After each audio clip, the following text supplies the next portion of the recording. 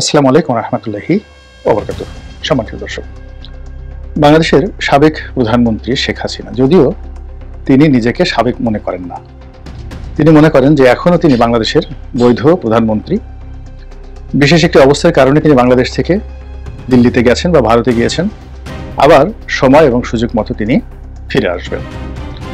আমরা বাংলাদেশে বসে তার কুশপুত্তলিকা দাহ করছি, তার বিরুদ্ধে একের পর এক মামলা দিচ্ছি, তার বাড়ি ঘর তছনছ করে দিচ্ছি এবং তার পৈতৃক ভিটা মাটির সঙ্গে মিশিয়ে দিচ্ছি। মূল উদ্দেশ্য হলো তাকে মানসিকভাবে বিপর্যস্ত করে তোলা এবং আওয়ামী লীগের যারা লোকজন রয়েছে তাদের মানসিক যে শক্তি এটিকে দুর্বল করা। এই জন্য শেখ হাসিনার সঙ্গে সারা বাংলাদেশে শত শত হাজার হাজার নেতাকর্মীকে জড়িয়ে একেবারে একই ধরনের মামলা, হত্যা মামলা সারা বাংলাদেশে জারি হয়েছে। আওয়ামী লীগের অনেক শীর্ষ যারা নেতৃবৃন্দ রয়েছেন তাদেরকে গ্রেপ্তার করা হয়েছে এবং গ্রেপ্তার করার পর তাদের সঙ্গে যে আচরণ করা হচ্ছে এটি নজিরবিহীন। আমরা জেলখানার ভিতরে কিছু ঘটনা ঘটেছে বলে শুনতে পাচ্ছি, যেহেতু তথ্য উপাত্ত নেই কাজে এই বিষয়গুলো বলা যাবে না। একটা ভিডিও ফুটেজ আমরা দেখেছি যেখানে হাসানুল হক ইনু সাহেবের সঙ্গে যে আচরণ করা হয়েছে এটি এই বাংলায় কখনো ঘটেনি। দ্বিতীয়ত আমির হোসেন আমু, তারপর চট্টগ্রামের যে বয়োবৃদ্ধ আওয়ামী লীগ নেতা ইঞ্জিনিয়ার মোশাররফ সাহেব, সাইমন হোটেলের মালিক, ওনারা 14 জেনারেশন, মানে বলতে গেলে 14 গোষ্ঠী ধরে তারা অভিজাত, ধনাঢ্য এবং রাজনীতি তাদের একটা নেশা। তো সেই মানুষ কর্নেল ফারুক খান, যিনি এখন যথেষ্ট বয়োবৃদ্ধ হয়ে গেছেন, তিনি, এরপর অন্যান্য যারা ধরা পড়েছেন সবাইকে, ইনক্লুডিং সালমান এফ রহমান কিংবা সাবেক আইনমন্ত্রী তাকে সহ যেভাবে অপমান করা সম্ভব, মাথায় হেলমেট পরিয়ে, তারপর বুলেট প্রুফ জ্যাকেট পরিয়ে, কখনো সামনে হ্যান্ডকাপ পরিয়ে, কখনো পিছনে হ্যান্ডকাপ পরিয়ে, অর্থাৎ পিঠ মোড়া করে বেঁধে হ্যান্ডকাপ পরালে যে অবস্থা হয় ঠিক ওইরকম ভাবে তাদেরকে কোর্টে তোলা হচ্ছে। এবং যখন তাদেরকে কোর্টে তোলা হচ্ছে ওই সময়টিতে যেন একটা ক্যামেরার ট্রায়াল হয়, অর্থাৎ লোকজন দেখে, সাংবাদিকরা ছবি তুলতে পারে, সামাজিক মাধ্যমে সেগুলো যেন ভাইরাল হতে পারে। এই জন্য পিঁপড়ার মতো ধীরে ধীরে ধীরে ধীরে তাদেরকে শো করা হয়। যে কাজটি 5 মিনিটে করা সম্ভব সেটি হয়তো 25 মিনিট বসে ধীরে ধীরে ধীরে ধীরে তাদেরকে কোর্ট কাছারিতে তোলা হয় যেন তাদের এই দুরবস্থা লোকজন দেখতে পারে। এর মূল কারণ হলো আওয়ামী লীগের যারা নেতাকর্মী রয়েছেন, সমর্থক রয়েছেন, তাদের মনে ভয়ের সৃষ্টি করা, আর আওয়ামী বিরোধী যারা শক্তি রয়েছেন তাদেরকে উৎসাহিত করা, উজ্জীবিত করা এবং তাদের মনের মধ্যে এক ধরনের আবেগ এবং অনুভূতির সৃষ্টি করা যে না, আমরা এবার পারবো বটে।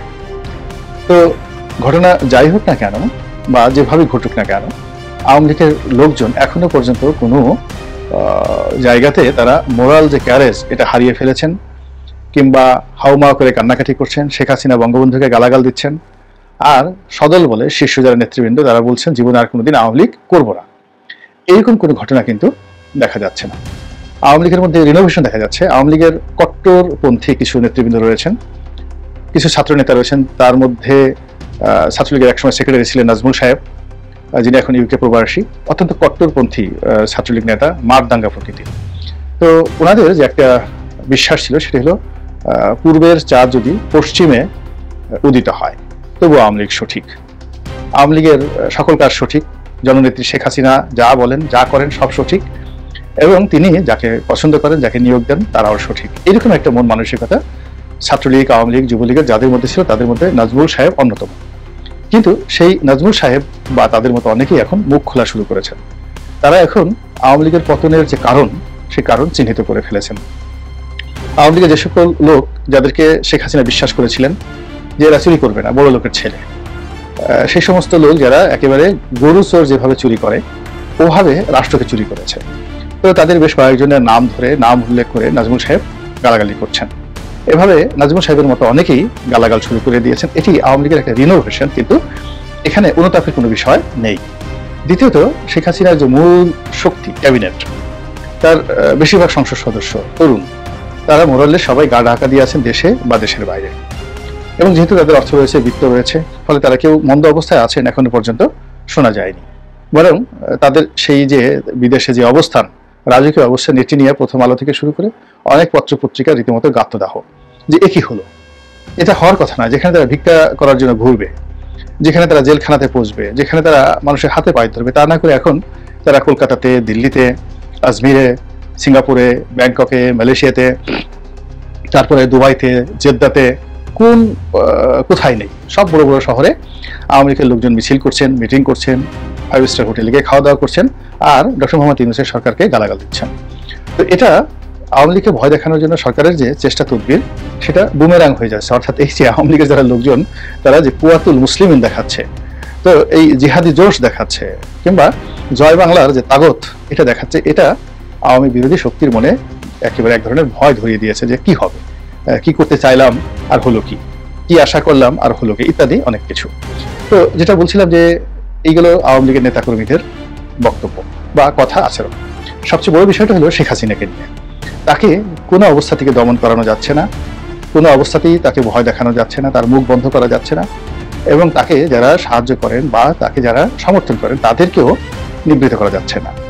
তিনি ভারতে আছেন এবং ভারত সরকার বলতে গেলে একেবারে কোমরে গামছা বেঁধে শেখ হাসিনাকে আবার প্রধানমন্ত্রীর পদে বসানোর জন্য সর্বোচ্চ চেষ্টা তদবির করছে, করবে বা করে যাবে, এরকম একটা অ্যাটিটিউড তাদের মধ্যে আমরা লক্ষ্য করছি।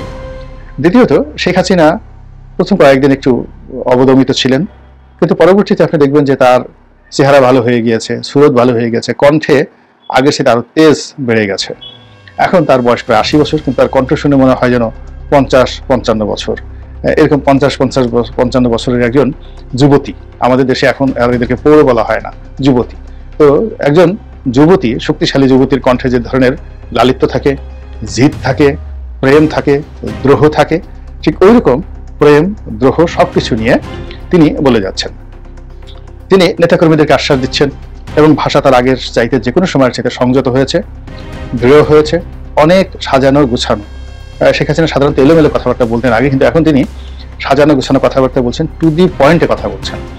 এবং তিনি কেবলমাত্র ডক্টর মোহাম্মদ ইউনূস নন, ডক্টর মোহাম্মদ ইউনূসের সঙ্গে অন্যান্য যারা রয়েছেন তাদের সবাইকে তিনি ধরবেন, শাস্তি দেবেন, তারপর মনের মতো ইচ্ছা মতো শাস্তি দেবেন, যাকে বলা হয় একেবারে যেভাবে ঘানির মধ্যে ফেলে সরিষা ভিতর থেকে তেল বের করে, ওইভাবে আগামীতে তাকে যারা কষ্ট দিয়েছে, তার নেতাকর্মীদেরকে যারা কষ্ট দিয়েছে, তাদেরকে তালিকা করে করে তিনি ওইভাবে ঘানির মধ্যে ফেলে সরষা যেভাবে যে চিপে চিপে তেল বের করা হয়, ওইভাবে তেল বের করার জন্য তিনি অবিরত হুঙ্কার দিয়ে যাচ্ছেন।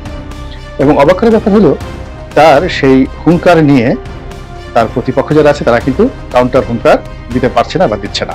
হতে পারে তারা তাকে পাত্তা দিচ্ছে না, বা মনে করতে পারেন যে না, শেখ হাসিনা আসলে আগামীতে বাংলাদেশের রাজনীতিতে আর ফিরে আসবেন না, কাজেই তার সেই হম্বিতম্বি বক্তব্য নিয়ে মাথা ঘামানোর কোনো প্রয়োজন নেই।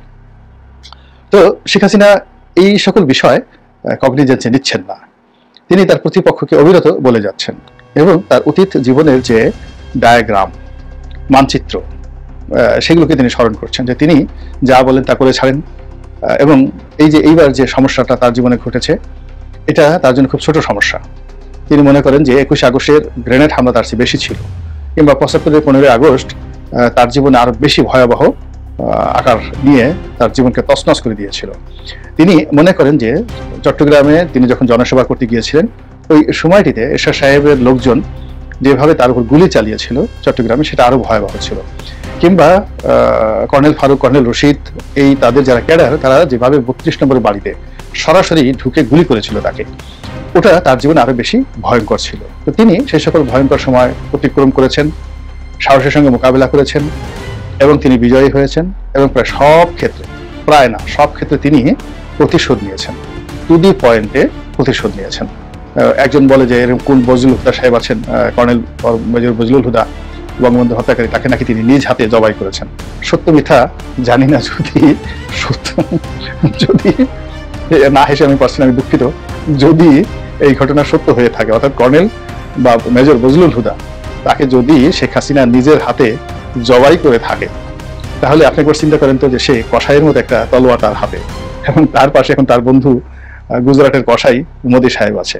তো আগে সে বজলুল হুদাকে জবাই করার জন্য যে তলোয়ার, যে রামদা বা যে কাঁচি বা যে দা ব্যবহার করেছিলেন, এখন ভারত থেকে তিনি আরো অত্যাধুনিক দা, কাঁচি এগুলো সব নিয়ে আসবেন, এবং সেইগুলো নিয়ে তিনি তার বর্তমান প্রতিদ্বন্দ্বী তাদেরকে যদি তিনি নিজ হাতে জবাই করতে চান, তাহলে সেখানে একটা কি ধরনের বিভৎস পরিস্থিতি তৈরি হতে পারে।